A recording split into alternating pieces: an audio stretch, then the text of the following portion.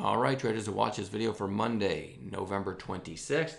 Showing you the SPY. If you watched my weekend videos, or my videos from last week, sorry, that I was saying there's probably not going to be a big list on this video tonight because you have to, I always focus on, recent high relative volume movers, and then I watch them for intraday trades. I don't hold overnight. So because Friday was market closed at 1, you can see the lack of volume.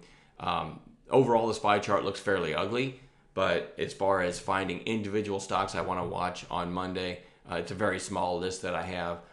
For those of you that were in chat on Friday, hopefully you got this ANY with us. Wayne and I talked you through this flag right here, identified the seller at 75, got my order. There was my limit of 77, got filled right at 75, right where we said we liked it. And also, I called this pullback entry right here our famous pullback play in Overstock, and it had a really nice move from there too. I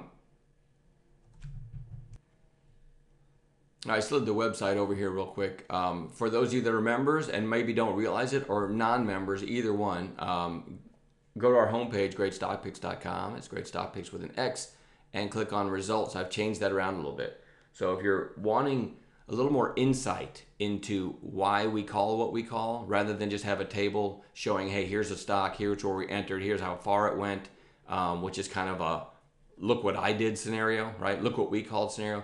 I wanted to include more education, more of the why we called what we called. So that's how I've changed the results page. So if none of these videos are very long, but you can click through them, and this one highlights the ANY and OSTK calls from Friday, and you can go back, and there's only a few on there because I've just recently switched this around, but I'm going to at least put 2, 3, 4 videos a week trying to show you the why versus look what we did type stuff. So hopefully there's some educational value in that. So just go to the website, click on the results page, and check out those videos and let me know. You can always put comments below the videos on YouTube and let me know what you think, what I can do to make them better, because member or no member, we still want to help improve people's trading. All right, so here's what I'm watching for Monday. And Apple, it's definitely very ugly, right? Very ugly, and it feels like there's a kind of a big seller unloading, because even when the market's getting these little bounces, Apple really isn't participating like you'd think it would. But because it's so beaten up, right? Because Apple's so ugly, and because it's Apple, one of these days we might get kind of a violent bounce. I'd certainly love to see it get down to this 160 area first. But if we get some kind of market moving news, tariff news with China or something, Apple's a pretty good go-to for a bounce play. So again, this is not investment advice. I'm just going to have Apple on a chart, especially if it keeps selling, watching for a bounce play setup on an intraday basis. Ross Stores is another one's pretty beaten up, straight down for a couple weeks.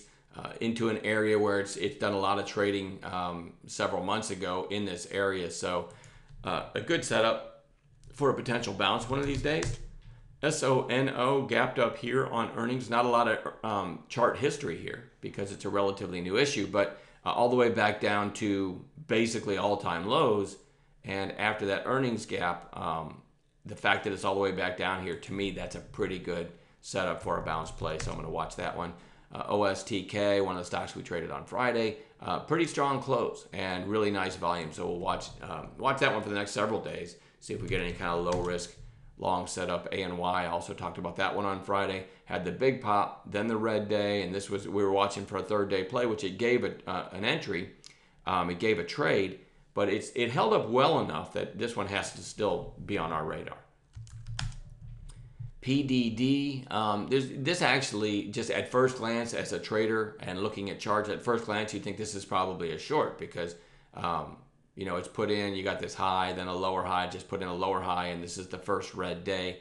And I'm not even suggesting that it's not, but if it gets down between the blue and red line here, the 8 and 20-day moving average, which I'd like to see one more red day, and then I'm going to love this. But the reason I like this, some house came out with said they're short on this stock this day right here, and it sold off for like a second and then ripped higher. Then it goes up 2 more days. Then it looks like, okay, now it's rolling over. They come out with earnings, it tanks and then rips and closed very strong that day.